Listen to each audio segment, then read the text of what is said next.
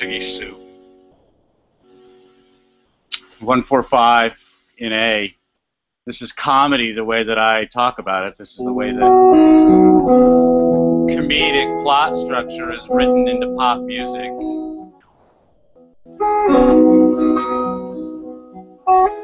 You hear the yearning? This deep, deep desire. This man is not just in love, he is hurting, he is in lust.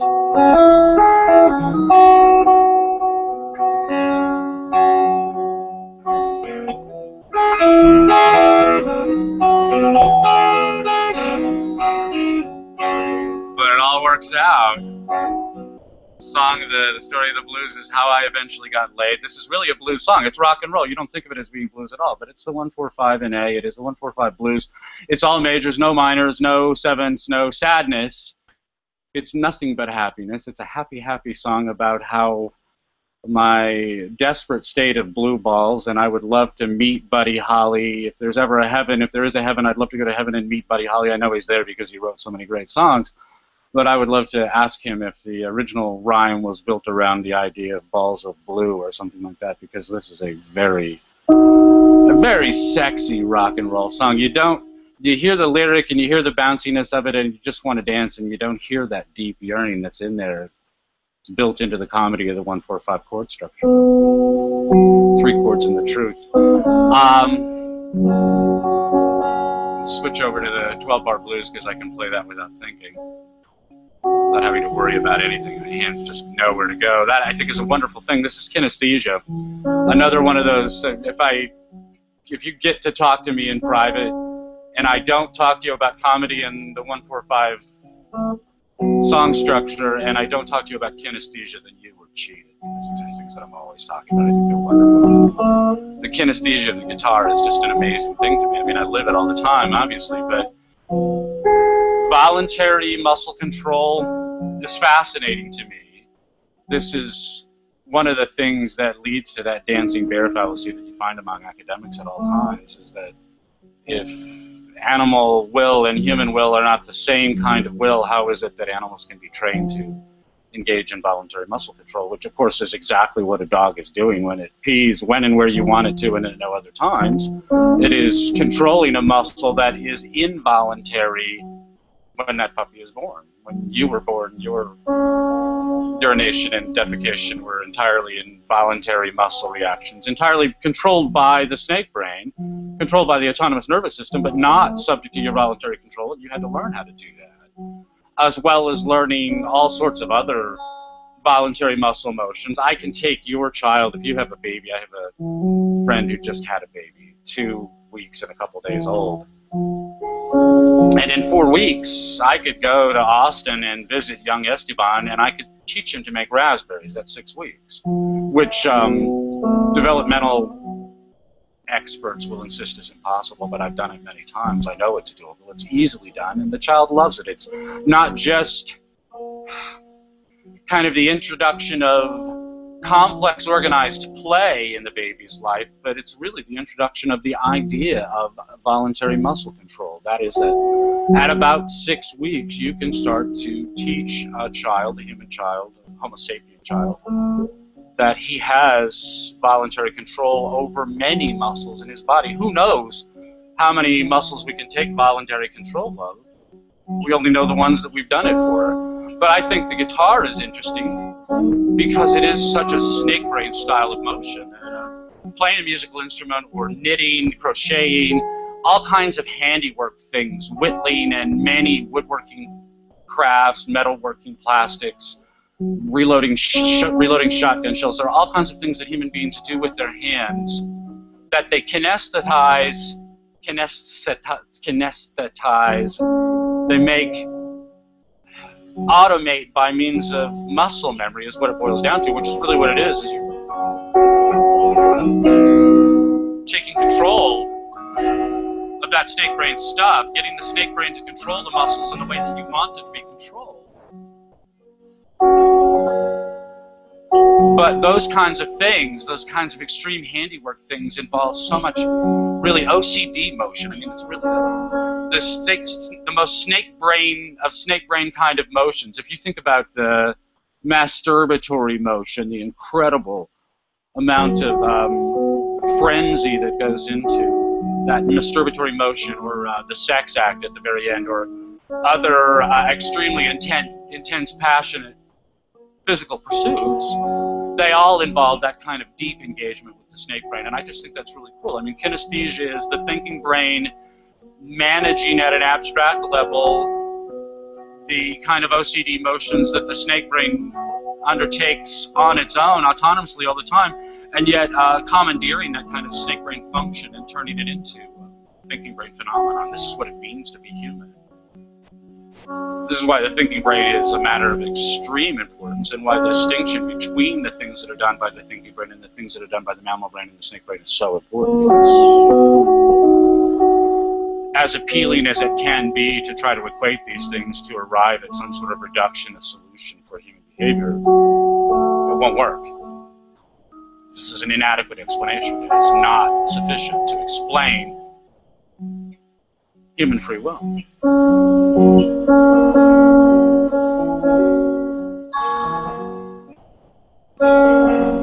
And I'm going through all this because last week's homily on I Pity Defoe on the Hill was picked up by Anthony Johnson at the 21 convention. I made a separate cut for him, a 24-minute edit of that homily instead of the 55-minute original. And he posted it at the 21 convention's YouTube site, and it's had quite 10 times as many views as it's had through me, which is typical. Anthony will end up at somewhere around 25 times or more, maybe even 100 times what I can get for my movies, and I am very grateful to him for doing that for me, for putting me in front of that many more people, because it's the only way I'm going to get through to anybody is to get through to people one at a time, and the more there are to start with, the more I can hopefully influence and persuade to my way of thinking. But Anthony picked up that 24-minute cut and made it available, and there's been a lot of commentary, and I haven't read, not even a tenth of it. I've read a little bit of it and responded in a way that I thought was appropriate, including with a post on selfederation.com. But I haven't dealt with most of it, but I have seen quite a few short comments complaining about the guitar. When I make movies for Anthony, I don't play the guitar. They're typically shorter and much denser, much greater information density, because I'm not working through the problem with you. Typically on Sunday, I'm thinking in a great big way about something that I've only thought through in a very cursory way until then. I'm exploring an issue with you. This literally is philosophy without a net, and a way of understanding how my mind works is to understand that when I'm talking to you for 30 or 50 minutes on Sunday, I'm working from 15 or 25 words of notes. That's it.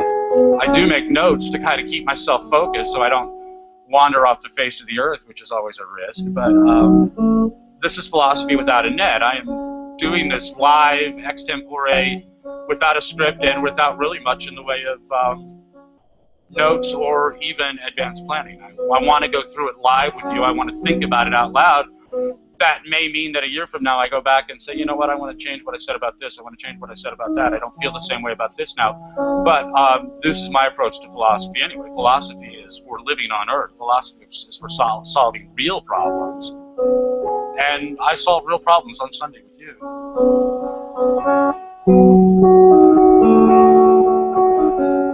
But I solve them with the guitar.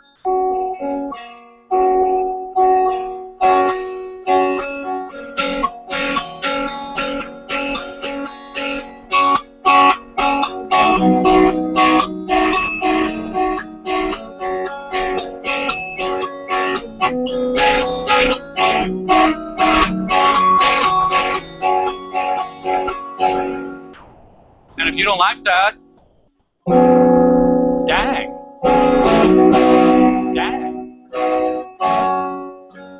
I'm trying to teach you egoism. I'm trying to teach you how to live a self-adoring life.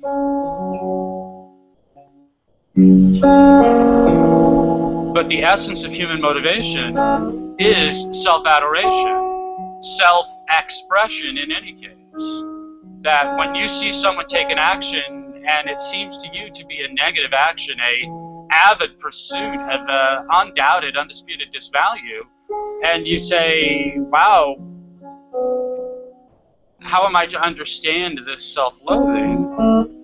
I call the whole conclusion into question. I don't know that it's self-loathing, and I don't know that it's self-love, and I don't know that the positive or negative aspects of what's going on are even entering into the mind of the person who's acting. But what I do know is that when I see someone taking an action, in other words, not doing nothing, doing something, that person is acting in that way as the expression of a preference.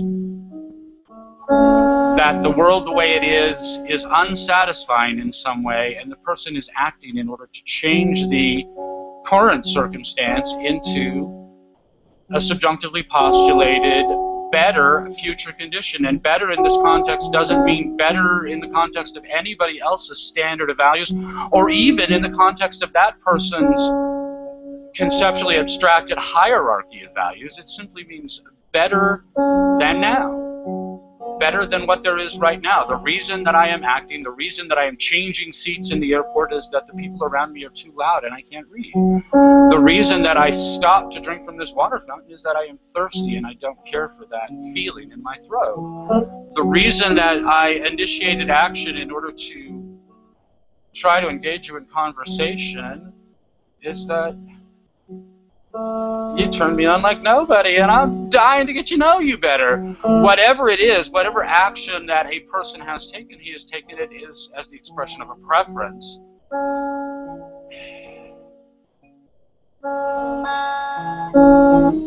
And to ask a person to do something differently is essentially to ask him to prefer his life less.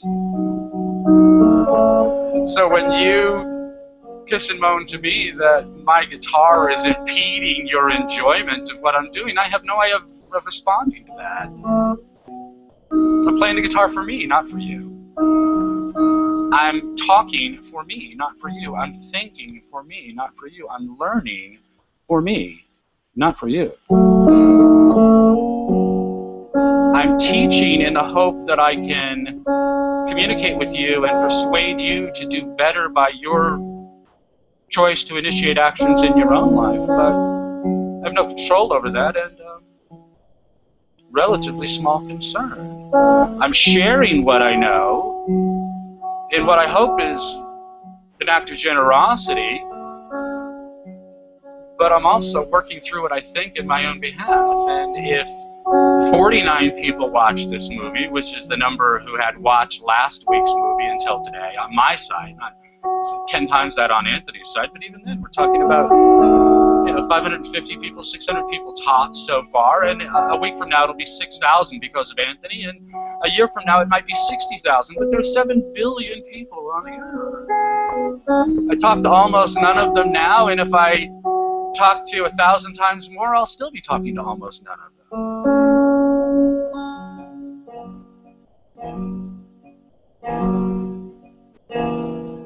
But if in doing any of this, talking to 49 or 490 or 49,000, 490 million, if in talking to people, if in doing this I make myself miserable, I enjoy it less, I have less interest in doing it, less incentive to do it, less desire to do it, how am I ahead? If you want better audio, if you think what I say is so important that you want better audio, better video, better technology, better production factors, make with the dough, which you can do. Go to selfadoration.com. I don't go to your church. There's an opportunity to make contributions to the Church of Splendor there. It's a church. I'm passing an offering plate. That's how you can tell it's a church. But you can do that. You can contribute your own money. You can help me build the audience by saying to people, God damn, this is so important, you can't miss it. The guitar is tough shit to get around, but meanwhile, the ideas are amazing, and nobody talks about the things that I talk about, and I know it, and you know it, and why you don't talk about it to other people is just amazing to me. I mean, if you're looking for evidence of choice of action, a choice of inaction that is really frustrating to your future interests. Not sharing me with everyone you know and love is a mistake, because if you share me with the people that you love, I'll influence them in exactly the same way I'm influencing you, and you'll all be better people, and you'll be better for each other, to each other, with each other, around each other. You'll just be better. You're getting better. The people you love will be getting better. Everything will get better. I am the Pied Piper of better. But my guitar is my flute. Get used to it, because it's going to be here on Sunday. I'll leave it out of Anthony's movies because I do, but it's going to be here on Sunday because I like it. It makes it better for me. It makes you listen harder. I don't think that's a bad thing either. Alright, let's get to the business. This is the Church of Splendor. My name is Greg Swann. I am your televangelist. Televangelist without portfolio and so far without TV station, but this is a correctable nuisance. Your check, your participation, your voluntary recruitment of fellow audience members can help correct that nuisance, and we can be on TV everywhere. Every Sunday we can penetrate the minds of strangers and inculcate them in the doctrine of self-adoration. But I want to get to the topic today.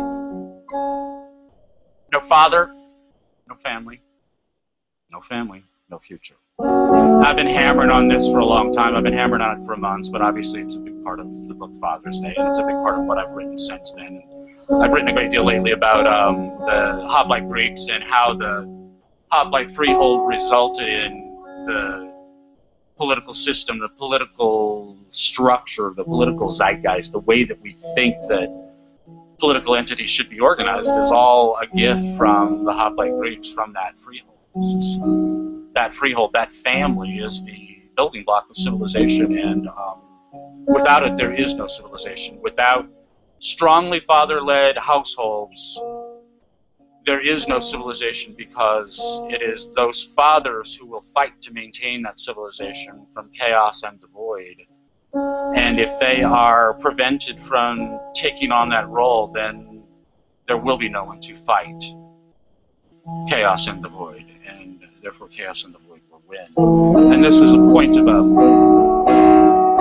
an essay that I wrote yesterday on selfadoration.com, dealing specifically with Stefan Molyneux and his ideas of defooing and how those are hugely, insanely anti-libertarian. That for a libertarian to be anti-family, by which I mean anything other than resolutely pro-family, for a libertarian to be ambivalent about the family in any way at all is a uncontested victory for Marxism. Marxism is anti-father and anti-family because the family is the building block of civilization. It is the redoubt against chaos and the void. And Marxism is chaos and the void. Marxism is organized criminality, nationally, internationally organized criminality. It is a looting cult. It is a cult of looters. This is obvious on its face, and we have to spend all day, every day denying it. But Marxism is a cult of looters, and Marx was brilliant in his understanding that if you could eliminate the father from the family, you could recruit the whole family all at once. What was left, mom and the kids, you could recruit all at once. And the recruiting agent for this kind of Marxism is family court, and the sustaining entity, the entity that keeps the converted, is the welfare system. And so moms on Big Mother's tit never get off it, and their kids get on Big Mother's tit when they're still kids, and they never get off it. And you can say this is horrible for the individuals, and oh my God, it is unbelievably horrible, much more than you know, much worse than you know, that all of the pathologies that we associate with urban gangsterism and with rural I don't know, wild hillbillyism, meth-fueled wild hillbillyism, I don't know what you call it, but it's not a race issue, it's a class issue, and it's not even a class issue, it is a welfare state issue, it's a welfare class issue. But divorce and family court are the recruiting arms of the welfare state, and the welfare system, the provision of entitlement payments to people who've done nothing to earn them and instead are encouraged to never earn anything and to never cultivate the qualities of character necessary for earning a living. This is the sustenance of the Marxist rent seekers who run the whole thing. It is a machine that eats people and eats them alive. And for libertarians to be anything other than 100% opposed to that by being 100% in favor of the only alternative, the father-led family, is an undisputed, uncontested victory for Marxism. And I don't think that it's a contestable proposition that libertarians are anti-family in this way, that Rand was not explicitly, overtly anti-family, but she was implicitly and covertly anti-family in the sense that the family is never presented in a positive light, to the contrary. The best it gets is ineffectually neutral, like Dagny's parents. But mainly families in Rand's fiction are presented in a very negative light. There is no family formation in Rand's novels. No one gets married in the course of the book. Dominique and Rourke get married at the end of The Fountainhead, but people don't get married, they don't form families, they don't have children. Rand's heroes never have children. Children are mentioned as a brief aside in Atlas Shrugged to imply that the children are optional, but they're suboptimal in the Randian universe. That Rourke tells you in The Fountainhead that what matters most in life is your work. This clearly is what mattered most in Rand's life, and the family never really even enters into her fiction. I could talk a great deal more about this, and I did in the comments on this post. Libertarians are overwhelmingly bourgeois bohemians, bobos. In other words, relatively wealthy people who like to dress poor and who like to slum it at street galleries and farmers markets and things like that. They're very much like progressive liberals in this regard. There's not a lot of difference in terms of style, mien, and manner between a lot of libertarians and a lot of older liberals, bobos alike unto each other. And for the same reasons, because they went to the same schools, had much the same education, have the same kind of exalted respect for scientism and the academy generally, and the same kind of exaggerated contempt for alternative epistemological approaches, that they're very much concerned. Bobos of all sorts, whether libertarian or liberal, are very much, or Republican for that matter, are very much concerned with establishing their social distance from religious and social conservatives. And Bobos don't have kids. They have lifelong marriages, but they tend not to have kids. If they do, they have only one or at most two. But mainly, they have childless marriages. They're two-income, career-focused marriages where they enter into the marriage in anticipation of not having children, and typically don't. The historical figures, the fictional characters, and other characters from art, the celebrities that libertarians typically idealize are also largely childless, or even if they did have families, were not good family men, or even if they were good family men, that part of their lives is not in the file of their notoriety. The libertarians, progressives, Republicans, bobos generally, college-educated, middle-class, white Anglo-Saxon, Protestant, INTJ, high Cs. I mean, you can pinpoint, you can target market these people down to the number of freckles on their knee. And these folks are very much focused on career achievement, notoriety brought about by works effected outside the house. Even if they were negative, even if they were mass murder or warfare or something like that, the folks that we're talking about are overwhelmingly interested in accomplishments that happen outside the home, and overwhelmingly uninterested in family life and home life and the ordinary domesticity, and especially in domesticity that goes into raising children. It's not on the libertarian radar anyway. And what I'm talking about is if you just go looking into fiction, nonfiction, into the things that libertarians are interested in, the things that they are commonly and habitually interested in: marriage, family, love, sex, child rearing, love and sex, romantic love and sex, but storgic love never. Family, child rearing, these things don't come up. And I did a Google search on this. I Googled family libertarian. Family libertarian, the fourth thing that comes up in a Google search is Stefan Molyneux's Wikipedia page. And the 10th thing that comes up is me bitching about Stefan Molyneux's attack on the family.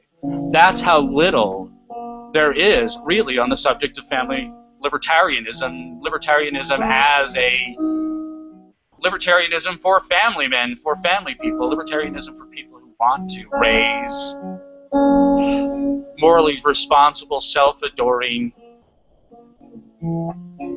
politically peaceful children. There just isn't anything at all on this. It doesn't exist. Mommy blogs don't exist. High C kind of best practices blogs don't exist. You know, checklist blogs and things like that.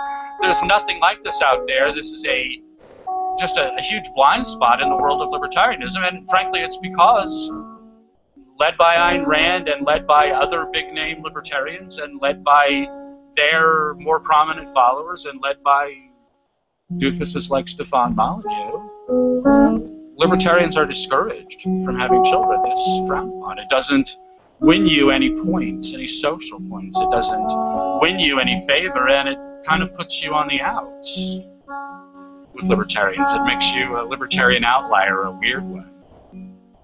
There are reasons for this, and I could go into them in detail. The non-aggression principle.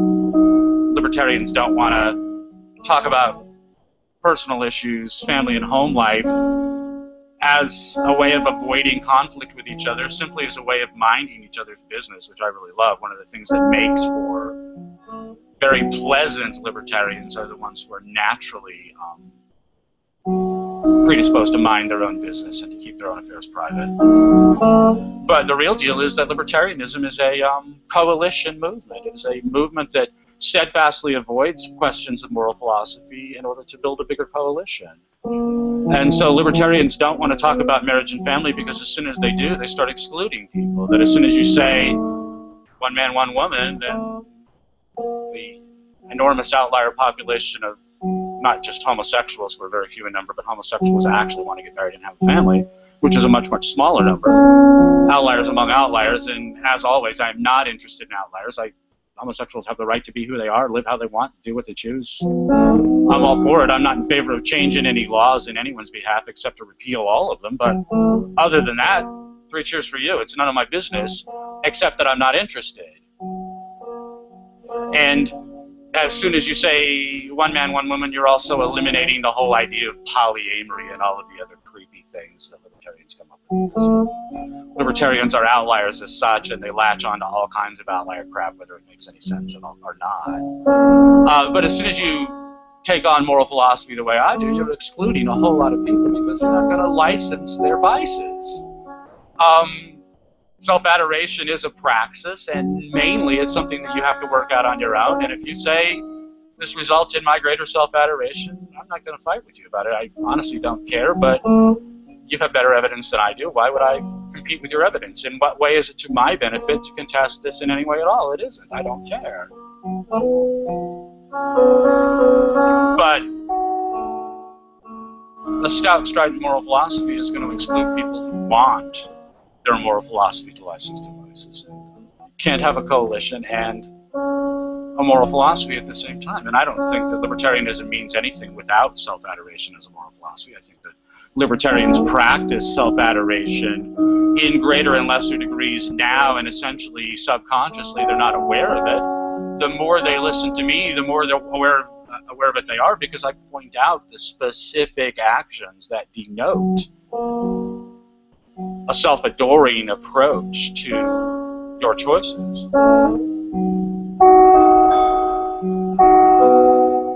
But libertarianism liberty,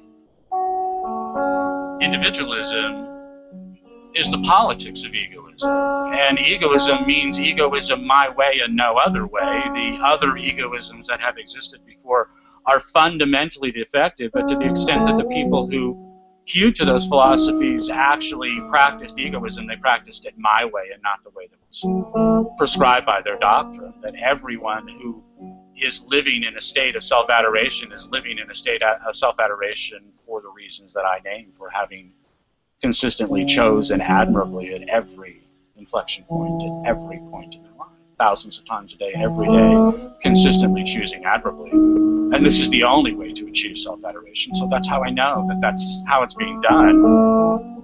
But nobody but me wants to talk about any of this because it cuts down on the number of guests at the discotheque. It cuts down on the number of people who are willing to respond to your RSV invitation to your great big political party. So that is a sufficient explanation for the persistent anti-familialism of libertarianism, that libertarians are married or unmarried childless bobos who, for whatever reason, do not like to talk about issues of moral philosophy among one another for fear of alienating each other and disrupting their coalition. But there's another idea I have on this subject, and it really creeps me out. I'm not making any accusations. I'm not making any sort of claims at all. I'm just fascinated by it. So, in the 50s, the CIA funded the abstract expressionist artistic movement. This is Maxwell Parrish and Jackson Pollock and de Kooning and Klimt and I can't remember any of the other names of these morons, but these are the paintings of nothing, that the shooting paint at a canvas with a shotgun, or dribbling paint all over a canvas, or painting giant imperfect rectangles and fuzzing them out at the corners. This is art that would not be impressive if done by a 5-year-old. And everyone who actually understands aesthetics understood that it was crap and told the world that it was crap. But the amazing thing about high art in particular is that people can be easily intimidated by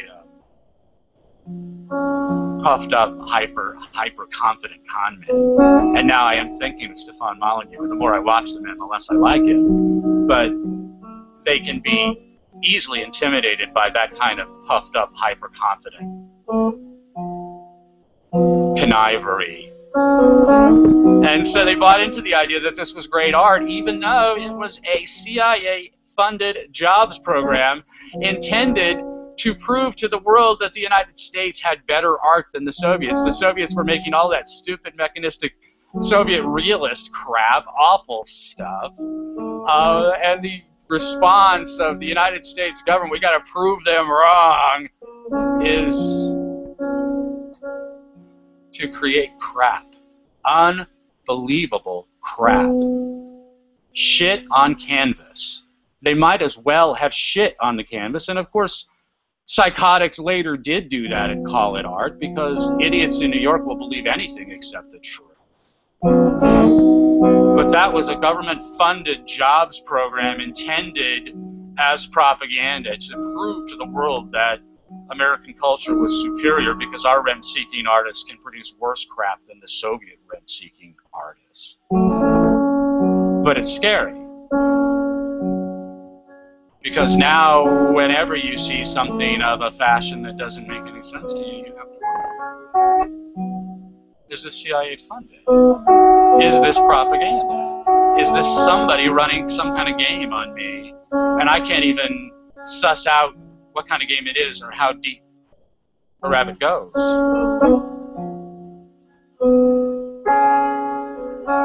You connect that with the idea of Emmanuel Goldstein in 1984.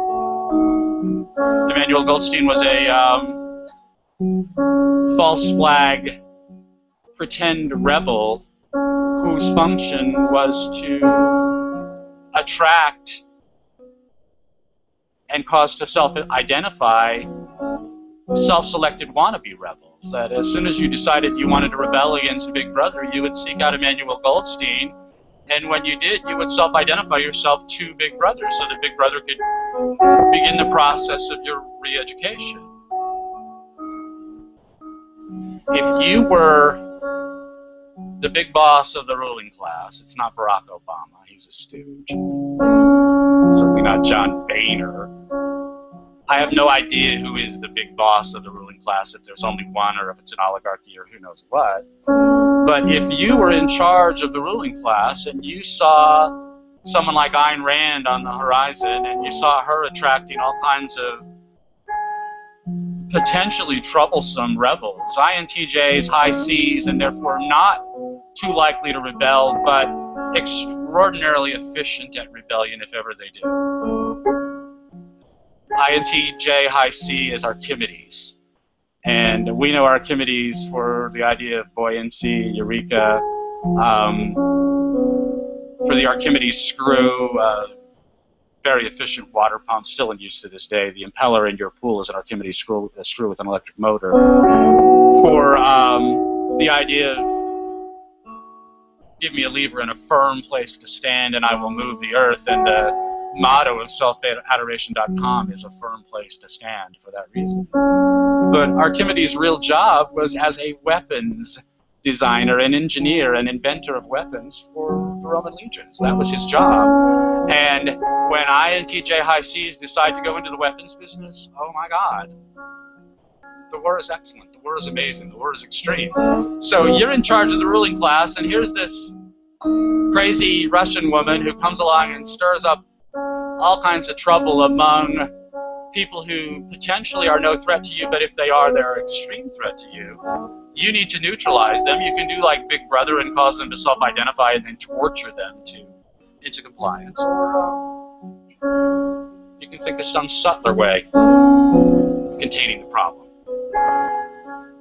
So what if you spread not just among these particular malcontents, but any potential malcontents, the educated people in your civilization everywhere? What if you spread the idea that having children is a bad idea, not having children is a good idea, that having a fulfilled life means finding all of your fulfillment outside of the home and none of it inside the home? Or if you do find fulfillment inside the home, it's only with your spouse, and it's only over Chateaubriand by candlelight, while you watch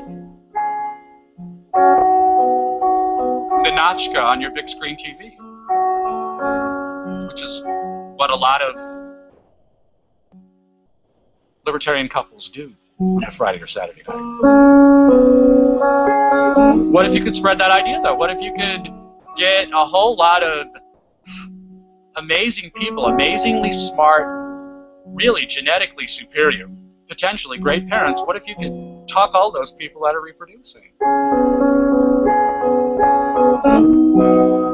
You don't have any troublemakers to worry about. Dumb people can make big trouble when they're well led by smart people, but dumb people without smart leaders just make small trouble. And in making small trouble, they make all of those well-educated bobos clamor for even more protection. Wanna build an engine of tyranny that self-recruits by the family, that auto-recruits by the family, not by the individual, and completely neutralizes every potential source of opposition.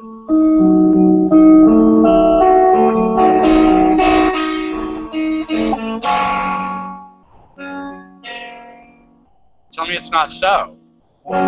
Tell me that's not the circumstance. Prove to me that isn't what happened. I don't need for Stefan Molyneux to be Emmanuel Goldstein. I don't think the CIA is that clever, but I don't think Molyneux is anywhere near that clever. And he doesn't need to be. The CIA didn't need to subsidize bad art. bad art is 98% of everything, and crap art is just a press release away from being the talk of the town. So tell me this isn't so. Tell me this isn't the case. Where I end up is that libertarianism, big L libertarian party, small L libertarian sensibility, big O objectivism, small O objectivism, hard right republicanism, all as a manifestation of bourgeois bohemianism as such, all of these folks don't reproduce. And the fact that they don't reproduce means that their ideas are going to die with them. That Socrates is with us, Plato and Aristotle are with us, Karl Marx is with us. There are a great many brilliant thinkers from history are still with us to this very day and still very influential, and Ayn Rand plausibly will be one of them. My goal obviously is to be one of them. I'm setting myself up to be the Dutch uncle of the third millennium. That's my job. That's what I'm doing.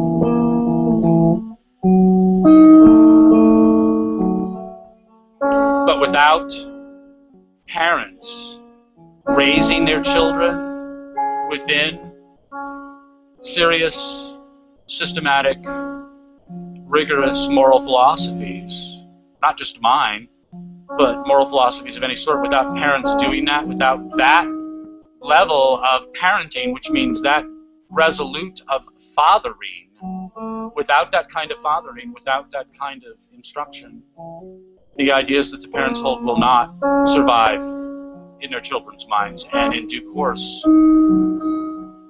those ideas will self-extinguish. They will cease to exist. They will cease to matter, because the ideas that will matter will be the ideas that are held by the people who are alive 50 years from now, 100 years from now. And those people will be the children and the grandchildren of the people who are having children now. And so, for the Bobos, for the libertarians, for the objectivists, for the Molinovians, for all of these people to shun the family if they don't actively abhor it, to refrain from creating families even if they're not openly hostile to family life, to celebrate only accomplishments that occur outside the home and never the accomplishments that occur inside the home, to idealize only people who are at least publicly childless,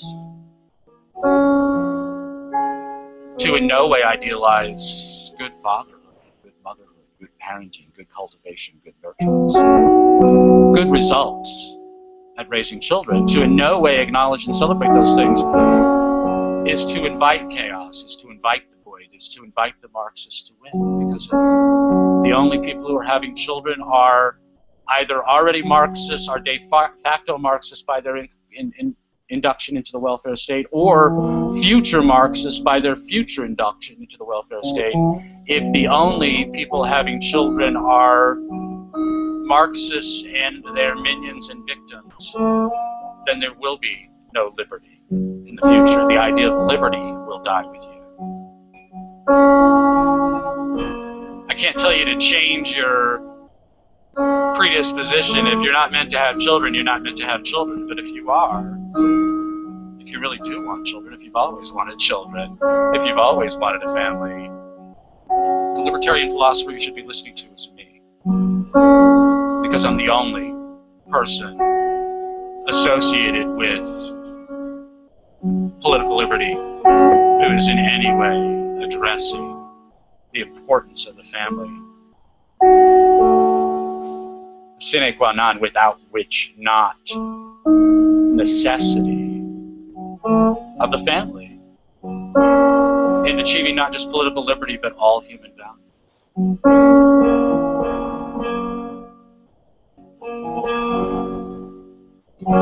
I am so glad you could join me today. I am so glad to talk to you and beat you up like this and punish you with my guitar.